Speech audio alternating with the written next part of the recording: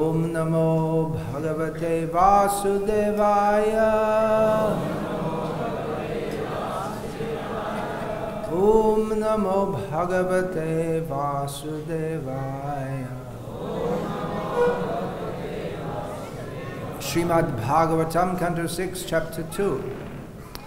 Translation and commentary. Wait. Which was it? Text 41. Translation and commentary by His Divine Grace H.H.Bhakti Swami Prabhupada. Tataha Gunebhyaha Atmanam Viyujya Atma Samadhina Yuyuje Bhagavat Dhamni Brahmani Anubhava Atmani Tato Gunebhya Atmanam Viyujyatma Samadhina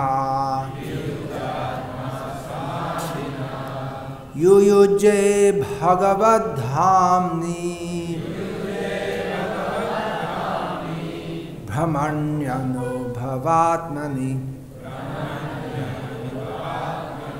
Tato Gunebhya Atmanam Viyujyatma Samadhina Yuyuje Bhagavad Dhamni Brahmanyano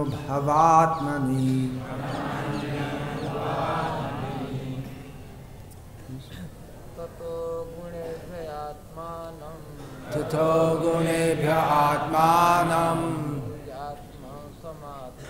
Yuyujatma Samadhina Yuyuje Bhagavad Dhamni Brahmanyano Bhavatmani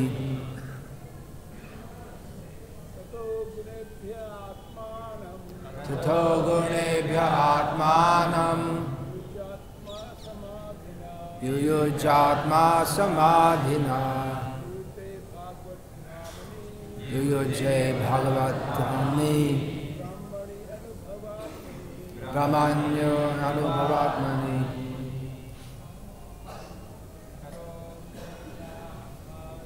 Tato Gunebhya Atmanam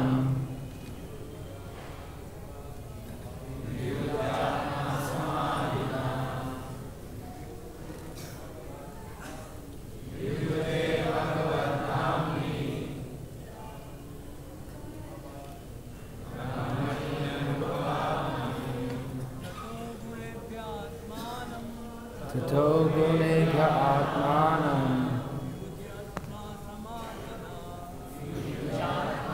Samadhina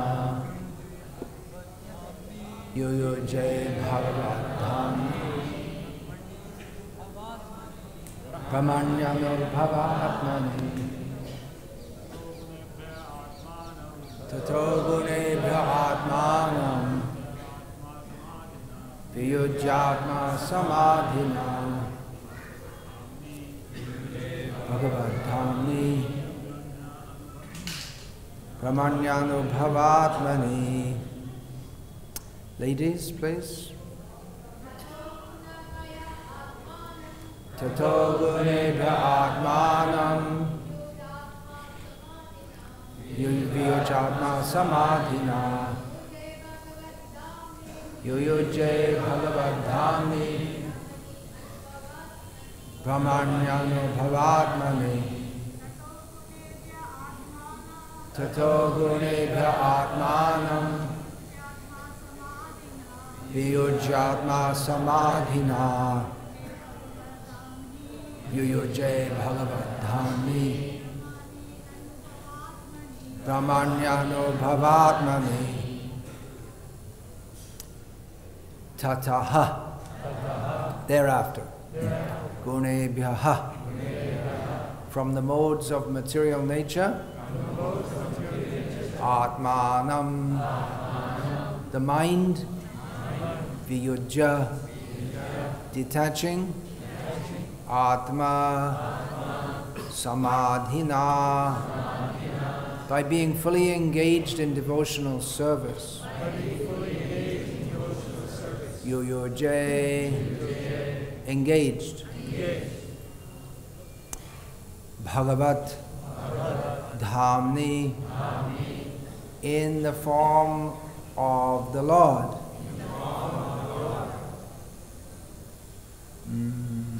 Brahmani, which is Parabrahman, not idol worship. Anubhava, Atmani, which is always thought of, beginning from the lotus feet and gradually progressing upward. Verse translation. Ajamil fully engaged in devotional service. Thus, he detached his mind from the process of sense gratification and became fully absorbed in thinking of the form of the Lord. Purport: if one worships the deity in the temple, one's mind will naturally be absorbed in thought of the Lord and his form. There is no distinction between the form of the Lord and the Lord himself. For Bhakti Yoga is the most easy system of yoga. Yogis try to concentrate their minds upon the form of the Supersoul, Vishnu, within the heart, but this same objective is easily achieved when one's mind is absorbed in the deity worshipped in the temple. In every temple there is a transcendental form of the Lord, and one may easily think of this form. By seeing the Lord during arati, by offering bhoga, and by constantly thinking of the form of the deity, one becomes a first-class yogi. This is the best process of yoga as confirmed by the Supreme Personality of Godhead in Bhagavad Gita. Yoginam api sarvesham madgatena karapana shadhavan bhajate yomam same yuktatamo mataha. Of all yogis, he who always abides in me with great faith, worshipping me in transcendental loving service, is most intimately united with me in yoga and is the highest of all. The first-class yogi is he who controls his senses and detaches himself from material activities by always thinking of the form of the Lord.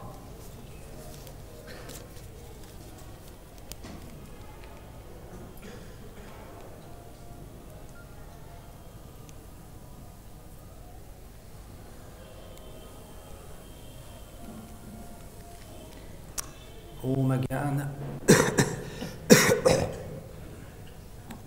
Jnana-timirandhasya Jnananjana Shalakaya Chakshurmilitam Yena Tasmai Shri Gurave Namaha Nama Shrishtham Nanamapi Shaktiputram Atra Surupa Rupam Tasya Gajamudapurim Mathurim Goshtavatim Radha Kundam Girivaramaho Radhika Madhavasham Prapto Yatsya Pratita Kripaya Shri Gurum Tam Natosmi Vandeham Shri Guru Shri Ataf Parakamalam Shri Gurun Vaishnavanscha Shri Rupam Sagrajatam Sahagana Raghunatam Vitam Tam Sajivam Sadvaitam Savadhutam Parijana Sahitam Krishna Chaitanya Devam Shri Radha Krishna Padan Sahagana Lalita Shri Vishakam Vitamscha. Hare Krishna Krishna Krishna Hare Hare Hare Rama Rama Rama Hare Hare. This narration of Ajamil's deliverance, not only from material existence, but from impending severe punishment for having committed severe sinful activities, is all an explication of the very important instruction given by Shukdev Goswami in the beginning of the 6th canto. There's a very important instruction which is the key themes, or brings together two of the key themes of Srimad Bhagavatam. Kechit kevalaya bhaktya vasudeva parayana aghangam vanti katsnena niharam eva bhaskara. Only by exclusive devotional service, kevala bhakti, we sing that daily, Shri Guru Charana Padma, kevala bhakti sadma. The lotus feet of the Guru are the abode of kevala bhakti, means unmixed bhakti, pure devotional service. Now, this is a major theme of the Srimad Bhagavatam, that pure devotional service, without any admixture of personal desire, only by pure devotional service, being fully attached to Vasudeva, Krishna, one can be relieved from all sinful reactions without leaving any trace. And the example given in this verse is that of the fog being dispelled by the rising sun.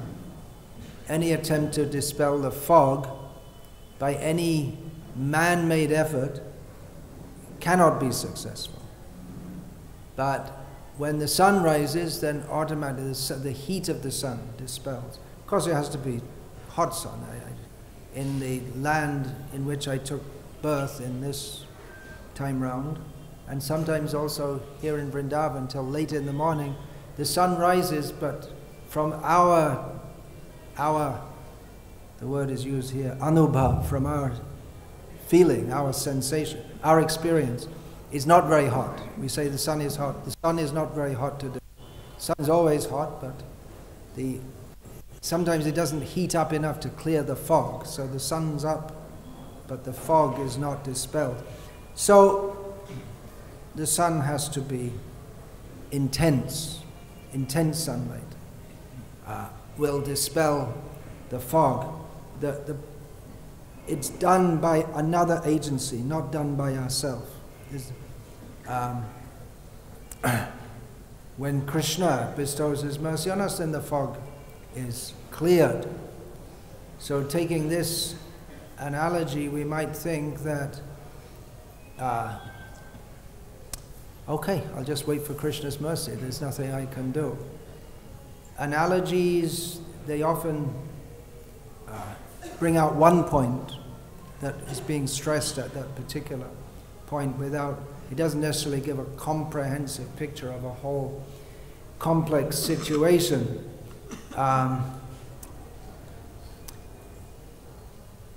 Ajamil, as is well known, I presume, by all of you, was saved. What was he saved by? By the chanting of the holy name, chanting of the name Narayana, Narayana, Narayana. He was saved by Krishna, by Narayana, who responded to his chanting of Narayana. So, and the acharyas, they comment that because in his previous life, before he became very sinful, he had cultivated devotional service very seriously. Then Narayana had impelled him, had inspired him without him even thinking much about it, without thinking of any devotional reason. He named his last son Narayana, and when in great fear at the end of his life he called out the name Narayana, at first thinking of his son, then it gave him a flashback to his previous life and his faith in Narayana, the Supreme Personality of Godhead, and therefore the Vishnudutas came and saved him from being taken away by the Yamadutas and gave him he got a further lease of life, and that is being described here. Ajamil fully engaged in devotional service. So he had another lease of life. He wasn't immediately delivered. He wasn't immediately taken back to Godhead, but he went on and performed devotional service. So swalpamapyasya dharmasya trayate mahatao bhayat. This is also, this important statement of Bhagavad Gita is also demonstrated. At the time that Ajamil chanted Narayan, it was very little devotional service. Of course, devotional service is unlimited, so even one little bit of devotional service is far more than all the efforts that all the people of the world put in over all, from the time of creation to the time of destruction. Everything put together, it's all shrama evahi kevalam. It's all completely useless. Whereas even a little devotional service is far more significant. Even a touch of devotional service is far more significant than all the activities of human society put together. But anyway, Krishna, he uses the term swalpam, very little. So we can do also. That means quantitatively. We may not, it may be just very little that one does. And there are many examples in Shastra, many examples. The rat who, hungry rat, went in the deity room and there was a burning ghee wick. He was hungry, so he wanted to eat the ghee wick, but the ghee went on his whiskers, and then his whiskers burned, and he was in pain and jumping round and round. And in this way, with the flame, he was performing an arati for the Lord, and he died. And he went back to God. That's a case of swalpam. That's not even knowingly. One performs devotional service. And there's also the bird being chased by the fox or whatever, circumambulating the deity, then collapsing and going back to Godhead, because the last thing he did was circumambulating the Lord. So little devotional service can save one from the greatest danger. The greatest danger can be understood in various ways. For Ajamil, it was a very dangerous situation. For everyone, it's a very dangerous situation. What do you think? You got your walking evidence of padam yadvipadam natesham. It looks like you got some kind of medical apparatus on your foot or ankle, something like that. Anytime anything can happen in this material world. But whatever happens, it's not good unless it's Krishna conscious.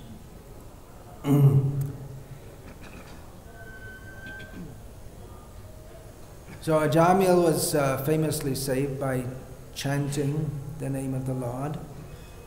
And Srila Prabhupada in this purport, he describes about deity worship.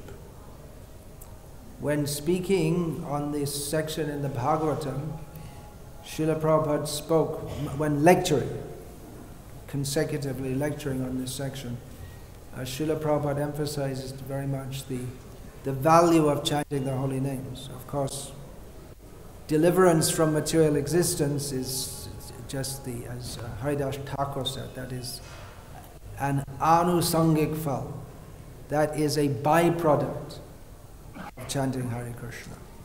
That liberation from material existence, which is aspired for and strive for with great difficulty by persons who are not Krishna conscious, is very easily and automatically achieved, even without thinking about it very much, or even without striving for it, by persons who are devotees of Krishna.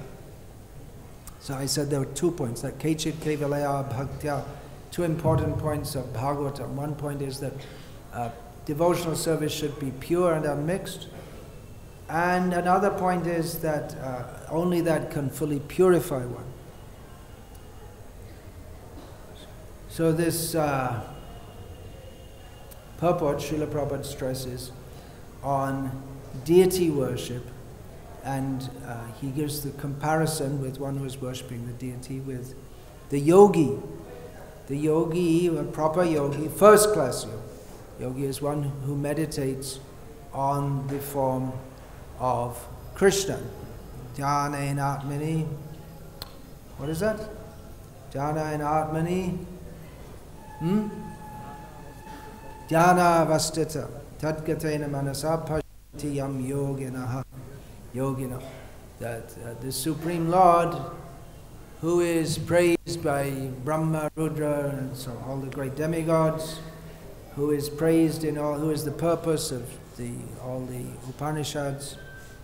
He is seen in meditation by the yogis unto that yasyanta ne vidu sura gana devaya tasmai namaha, to that Supreme Lord whose the end of whose glories is not understood by anyone in this material world, whether they're devas or gods or asuras. So the yogi is one who meditates on the form of the Lord, and in bhakti yoga, one, by worshipping the deity, then one is not simply meditating on the form of the Lord, but practically engaging in many activities throughout the day in the service of the Lord, caring for Him, looking after Him. It may seem very strange to persons without knowledge of the process of bhakti, or what bhakti is, that we can care for the Lord. Mostly people, they pray to God, you care for me, but in bhakti yoga, one cares for the Lord. Just like a child, he needs dressing, he needs feeding, needs to be fanned in the summer. Nowadays you have electric fans. Electricity takes away our opportunity to perform service. And then heater should be made. We have to think what foods to give him in the summer, cooling foods, in the winter, heating foods, and so on. In this way one becomes a first-class yogi by always meditating on the form of the Lord. Meditate how I can serve nicely, how we can always maintain the service at the best possible standard. So that's Srila Prabhupada remarks here, that one may easily think of the form of this form. It's the easiest system of yoga because it's much easier to engage in activities in the service of the deity, always engage. It's variegated activities throughout the day, rather than trying just to keep the form of the Lord in one's mind and meditate on that without any particular activity, simply appreciating. So this deity worship is first-class yoga. Although Ajamil had chanted the holy names of the Lord and had been delivered by that, then he, this is stated here, that he went on and engaged in devotional service. Specifically, deity worship is mentioned here. Ajamil fully engaged in devotional service. Thus he detached his mind from the process of sense gratification and became fully absorbed in thinking of the form of the Lord. Sounds easy, doesn't it? Thus he detached his mind from the process of sense gratification. That's it. You just, what do you do? What do you do in Krishna consciousness? Well, you give up sense gratification, and just like you brush your teeth in the morning. Yeah, okay. So, I gave up sense gratification. It sounds very easy. Maybe easier if we had the Yamadutas coming and chasing us. And many of us may have taken to devotional service having had similar experiences, maybe not as intense as a Jamil, but the tendency is to forget. We have such experiences that we feel, I have no shelter but Krishna.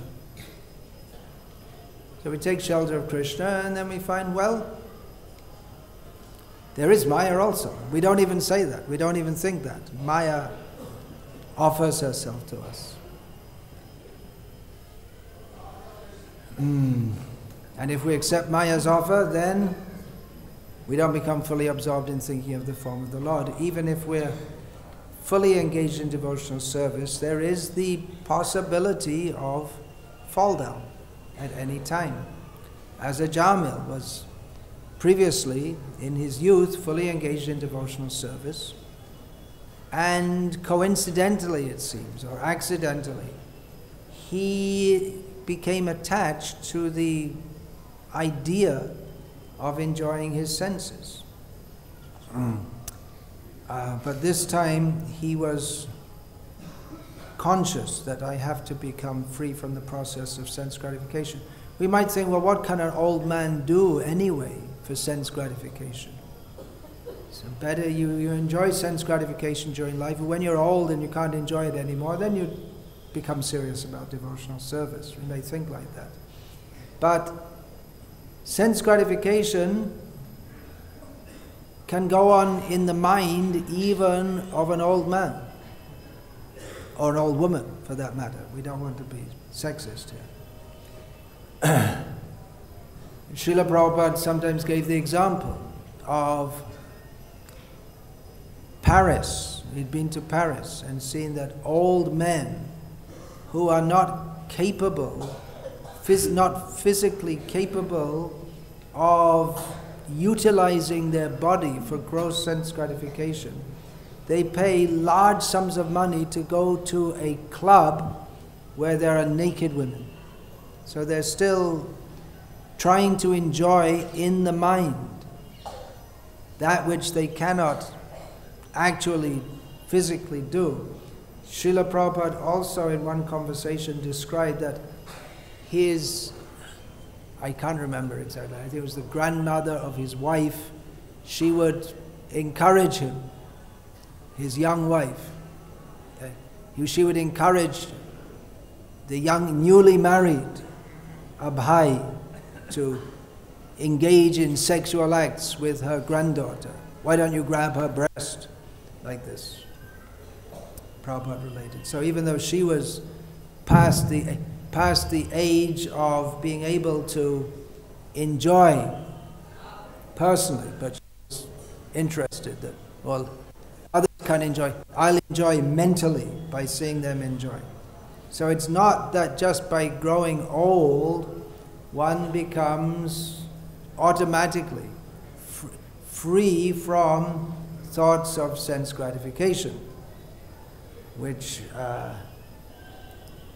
maybe others who are physically getting that other way can also confirm if they're in the same situation as myself. It's not just that by growing old one becomes free from the thought of sense gratification, but that is required if we are to become fully absorbed in thinking of the form of the Lord. Sometimes it's said that simply by performing devotional service, one can become free from automatically one becomes free from the thought of sense gratification. Just automatically one gets liberation. But then part of devotional service is also to hear the message of Srimad Bhagavatam, which the main message, or the highest or central message is of Krishna, love of Krishna, but also there are many instructional sections and verses which remind us of the uselessness of everything else except pure devotional service, and of the entanglement and pain of trying to engage in sense gratification. So part of devotional service is also, a major part of devotional service is hearing the Srimad Bhagavatam. And Srimad Bhagavatam, within the Srimad Bhagavatam, there are so many narrations to remind us as we're going on.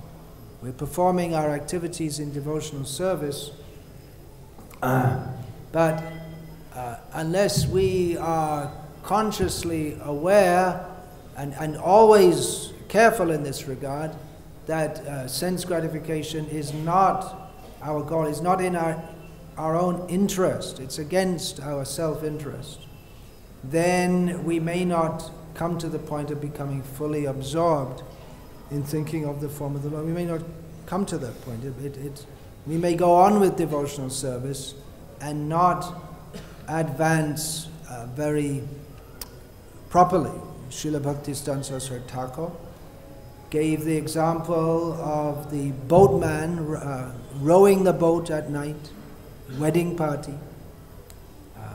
In times up until not so, until fairly recently, in Bengal, especially in East Bengal, a common system of transport, if one has to go some distance, is to go by boat. There are so many rivers, and often people like to go at night. You save time and it's cool compared to the heat of the day. So a wedding party got in a boat. That means they were going to another place, to a wedding, and the sun set and the boatman started rowing. They woke up the next morning and found they were in the same place. He said, "What happened?" "Nothing happened, we're in the same place." And the boatman said, "But I've been rowing all night." And then he saw he'd forgot to untie. The boat is tied to a post which is hammered in the ground. So he forgot to untie the boat. Of course, no experienced boatman would do such a thing, because he'd realize just by the feel of the oars in the water that he wasn't going anywhere. But anyway, the example's given. We can go on with activities in devotional service, but not make any real progress if our mind is still attached to the process of sense gratification. This is a very heavy topic for all of us to consider. Sometimes we think that heavy topics are talking about animal slaughter and gender roles, and all, but heavy topic for all of us is if we're actually getting free from the thought of sense gratification, which can be very gross. Sexual fall down it seems to be Maya's standard trick. It's nothing new. It's well known by Maya to be it's the one that most fall for. But there are also subtle attachments to sense gratification. Even if one is fully engaged in worshipping the deity, there may be sort of some pride in how nicely I'm worshipping. My worship is the best. Others are appreciating. And this can be in all areas of devotional service. Just even some subtle sense gratification. Then it's not really devotional service. It's not really offering everything to Krishna, but it's making a show of offering to Krishna, making it seem as if it's very devotional, so that one will be appreciated as being devotional. And it can be so subtle that one's not even aware of it. So how tricky is Maya? How can we get free from this? Well, it's a commonly asked question, that how can we, this kind of question, how can we be sincere? How can we be detached? How can we know we're making progress? Well, we have to understand the process of devotional service very well by hearing Srimad Bhagavatam in all details, 12 cantos. Yesterday morning,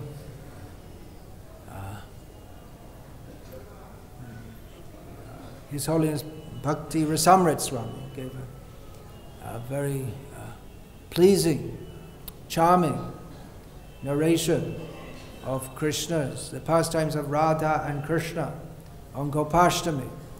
So that's very pleasing to hear. Shrinu Sukadam Shubhadam Bhavasara. For us who are in this material world, it's very pleasing to hear such narrations and very auspicious to hear also. But we also have to hear the entirety of the message of Bhagavatam to understand in detail what is the process. And of course, again, it's not simply a mental or intellectual process. It's not simply that by getting Bhakti Shastra degree or Bhakti Vaibhav degree that one's actually understood anything at all. Because it's possible there are people studying in universities who are openly, they're not even pretending to be devotees. They study it because they've got to study something and teach something because it's a job. Some people study butterflies, and some people study international relations, and some people study Big Bang Theory, and some people study Gauriya Vaishnavism. It's a subject to be studied. But they don't make any advancement in devotional life, nor do they even believe in the possibility of advancement in devotional life. For them, it's some anthropological manifestation. So our devotees hopefully are not like that, but sometimes the extreme is used to make a point. Some extreme example is given because the subtle point may not be easily understood, so it's enlarged, and then it becomes supposed to be easier to understand. So, and even there are some in India, at least I know one Pandit who is he's not Gauriya Vaishnav, but many Gauriya Vaishnavas send their disciples to him to study. He's from Sri Vaishnava Sampradaya, because he knows the philosophy of Gauriya Vaishnavism better than any of they do. So I'm making the point that we can know the philosophy theoretically, but not take it in, what is that? Chitete Korea Aikya, not make it one with our heart. Make one with our heart means that we live it at every moment. Living it at every moment, physically and mentally also. This might seem quite complex. For those who are pure devotees, it comes automatically. Mother Yashoda doesn't think that now I have to feed Krishna, because it says, he said in Bhagavad Gita, Patram Pushpam Palam Toya, okay, let me do it.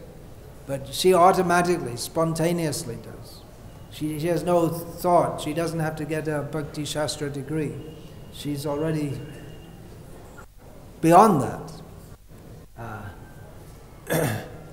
So spontaneous devotional service, but for those of us who are not on that level, it is very useful and very much required that we understand what Srila Prabhupada referred to as the science of Bhakti Yoga. Bhagavat Tattva Vijnana is the science of devotional service. That means to understand Bhagavat Tattva, to understand who is Bhagavan. What is the meaning of the word Bhagavan? Who is suitable to be called Bhagavan? What is the meaning of Bhakta? What is the meaning of Bhakti? What is Kevala Bhakti, pure devotional service, as distinguished from mixed devotional service? This is all other processes that might seem to be very beneficial for human beings. Other processes that are specifically karma, jnana, yoga, they are recommended in Shastra as being very beneficial for human beings, and they are.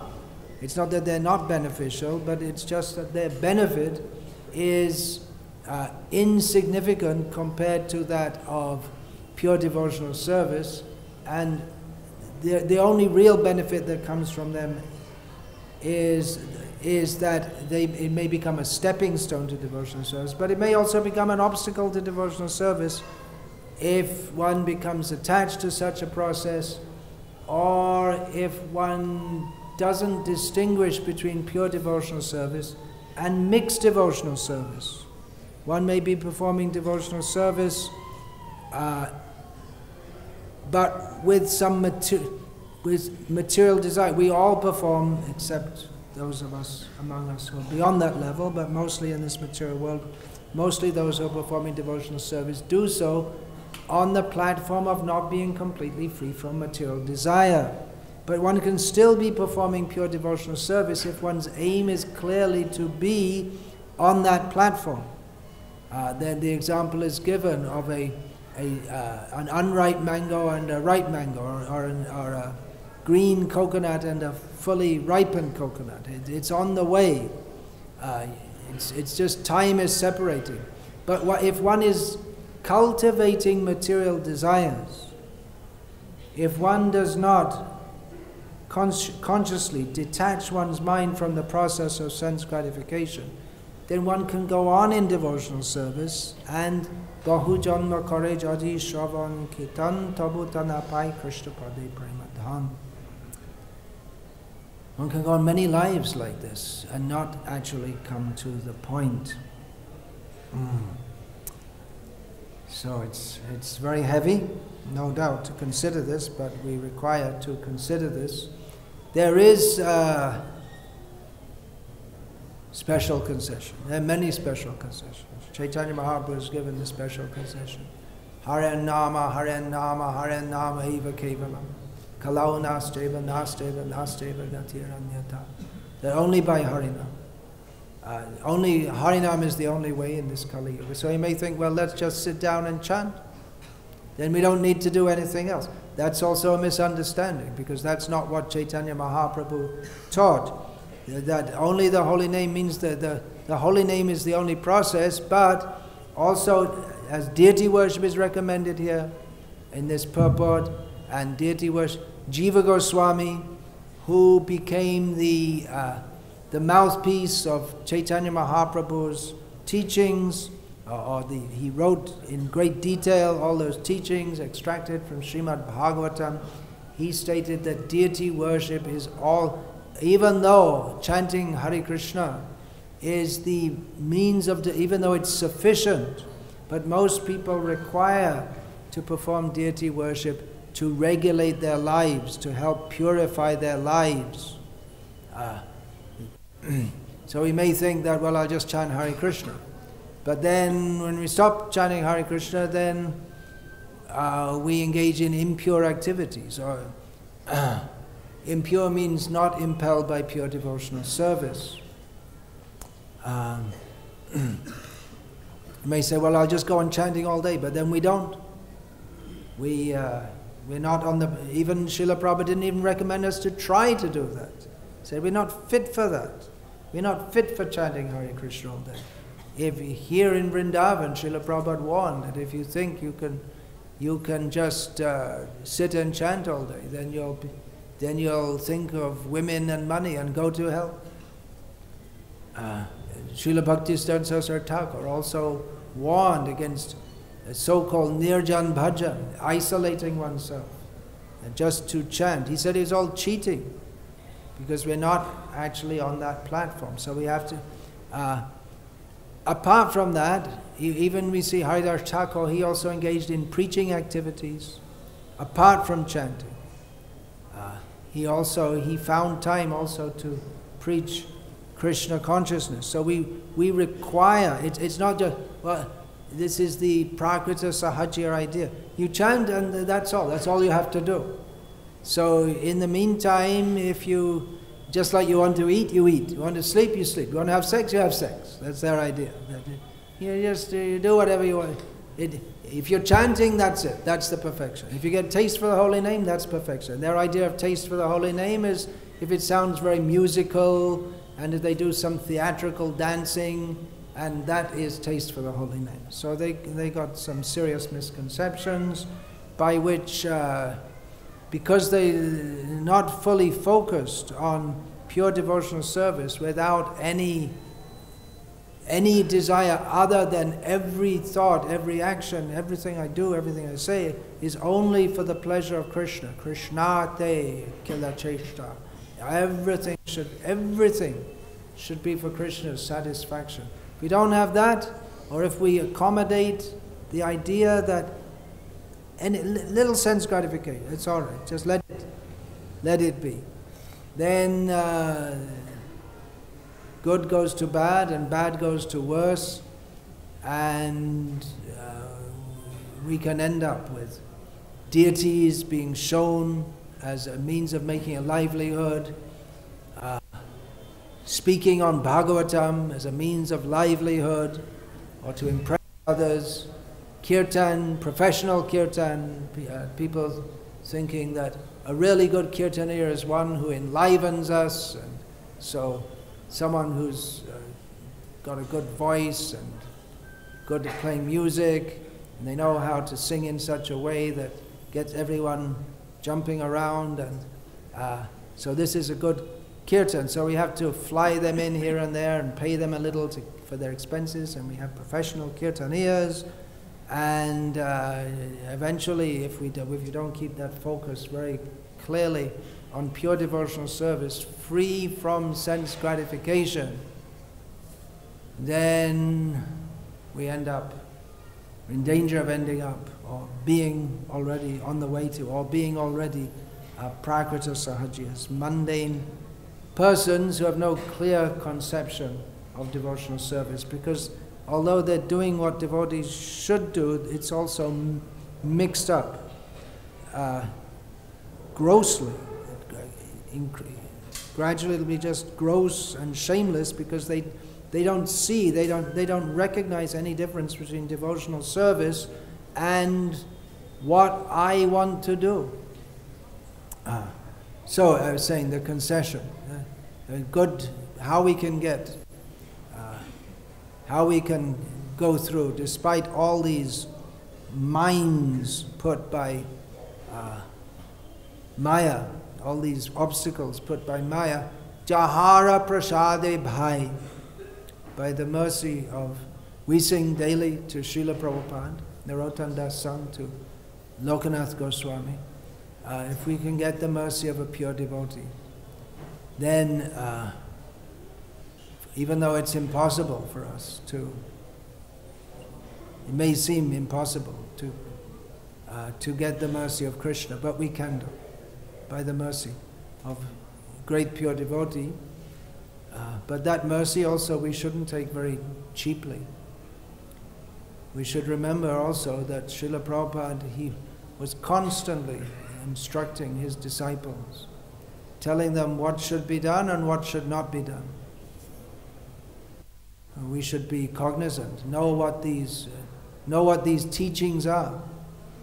The Guru is not a blessing machine. Bless me. I'll do devotional service, what I like, as I like, how I like, when I like, if I like, and you just bless me, and that will. But the Guru his blessing is his instruction, by which we learn that our real self-interest is in doing what Krishna likes. We have to learn what Krishna likes and how we are to serve him with an attitude that is devotional service. Otherwise, we're in a very, very dangerous. Actually, we're always in a very dangerous situation.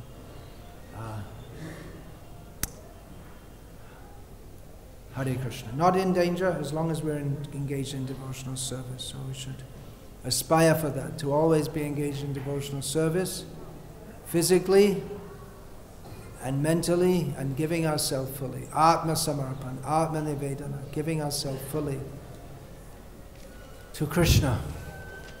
So Hare Krishna, is there any question or comment, please?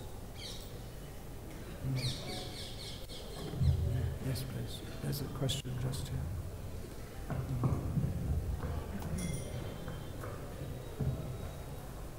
Thank you, Mark. You spoke about the danger of sense gratification and how it's a very, very deep subject, the process of giving up sense gratification.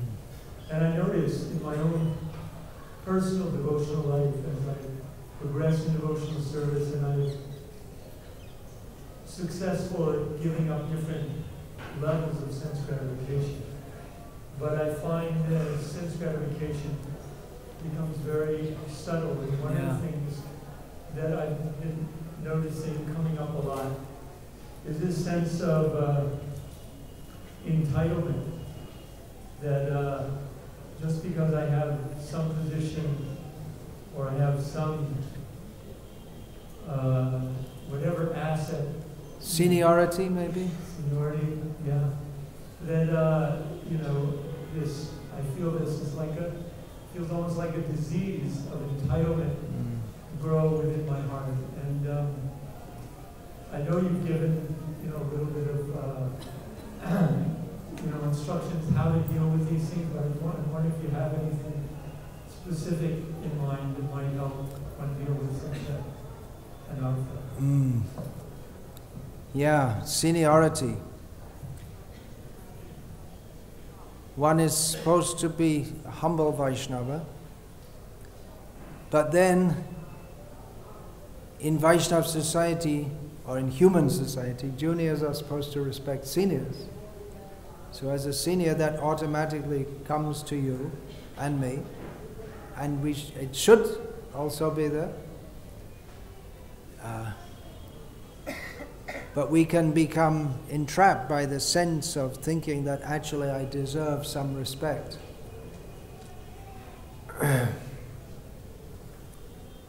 How to be free from that? Therefore, it's always very useful to hear, remember, study the teachings of Shastra and of our acharyas who help us with all these things. Chaitanya Mahaprabhu, he warns that in the cultivation of the creeper of devotional service, while we're pouring on the water of hearing and chanting about Krishna, the weeds may grow up and choke the actual plant of the creeper of devotional service. And the weeds, they might look like the actual plant, so we can't distinguish between them. And he warns against nishedacha, that means just breaking the principles. Kutinati, this duplicitous behavior. Jive hingjan, this being envious of others. But then more subtly, the desire for labh, puja, pratishta, the desire for monetary gain, or wealth, or property. I need a I need a little room of my own for devotional service. Now I need 2 rooms. Now I need a palace. Now I need an empire. Maya works like that. In puja, the desire to be respected, and pratishta, desire for position. So I warned against that. Vishwanath Chakravarti Thakur, in his Madhurya Kadambini, psychological analysis, how it's relatively easy to give up gross sense gratification, but it's difficult to give up subtle desires for sense gratification. Myself personally, I find it very helpful to meditate on how insignificant I am, because I always think about myself. Everyone does. It's just the way we are. It's the way Krishna made us. Everyone thinks about themselves. It's not very easy to think about others, but Atmopam yena sarvatya, what is that? Atmopam yena sarvatya? Samam pashyati yojuna, sukham vaya diva dukam, sayogi paramo mataha. The best yogi, Krishna says, is one who sees that others are just like me and they suffer and enjoy like me. So, but always thinking about oneself, but then considering how totally insignificant I actually am. We actually have to we should just understand that, but we have to philosophically think. One anecdote that I've been repeating quite a lot for the last half year or so. In Dublin, in Ireland, Rath Yatra, I was there a few months ago. I saw one devotee who was distributing this book, Chant and Be Happy, which has on the cover a picture of Srila Prabhupada and John Lennon and George Harrison. So I asked the devotee distributing, do the young people nowadays, they know John Lennon and George Harrison? He said, well, most of them have heard of them, but they're not very interested in them. And for those of us of our generation, how big were John Lennon, especially more than George Harrison, how famous they were. And now they're just, John Lennon famously said, now we, the Beatles, are more popular than Jesus. But Jesus is still popular, and John Lennon is forgotten. And it's like that. Amitabh Bachchan, such a big figure in all of North India. In South India, they hardly care. But if you go outside India and say Amitabh Bachchan, no idea. And even if you explain that he's a Hindi movie star, what do they care? So even if you become as big and famous as John Lennon or Amitabh Bachchan, it's completely, even at the time when they were famous, it was completely meaningless anyway. Because what does it mean to be Shvavidvara Horshtra Karai Samstuta Pashu Purusha Pashuhu? Then the word, what is that? What is the next line? So I'm growing old. Nayat Karna Pato Petas Jatu Nama Gadagraja. Gadagraja Prabhu, is he here? God brother Gada, he's here in Vrindavan. So persons who are like hogs, dogs, camels and asses praise those who don't praise Krishna. How small we are, how insignificant we are, and how illusory it is for us to think of ourselves as being very significant. Even in the Vaishnav world, Krishna never forgets, but there have been so many big gurus and big preachers. We just try to serve Krishna, that's all. If our service is to guide juniors, that's Prabhupada's mercy, but otherwise, often people ask me, how can I become humble? I ask them, well, what are you proud about? Whatever it is, it's foolishness. To be anything but humble is just foolishness. That's the foolishness that keeps us in this material world. That Chaitanya Mahaprabhu says, Sarvotam apanake hinamane. One who's actually the best devotee, he thinks himself very low. Because that's actually our constitutional position, is to be very insignificant. But Krishna likes his devotees, and so one who becomes a great devotee is very much recognized by Krishna, and Krishna says, Mad Bhakta Puja Vadika, my devotees should be worshipped more than me. So we become more than God because Krishna makes us like that. But who's the topmost devotee? He understands, actually I'm completely insignificant. Who is that Sarvotama? In the material world, the biggest person is the person with the most money, the most girlfriends or boyfriends, and big house.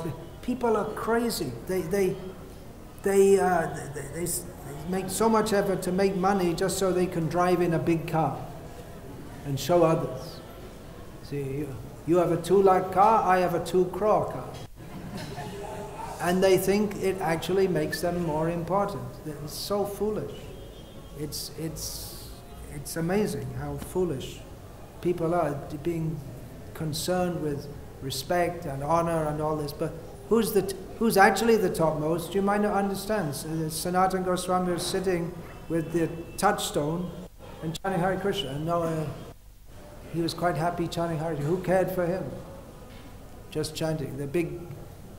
Before he'd been a big minister and giving orders, giving grants and taking fines, and then he was just happy to chant Hare Krishna. But so the topmost devotee, he's not at all interested in it.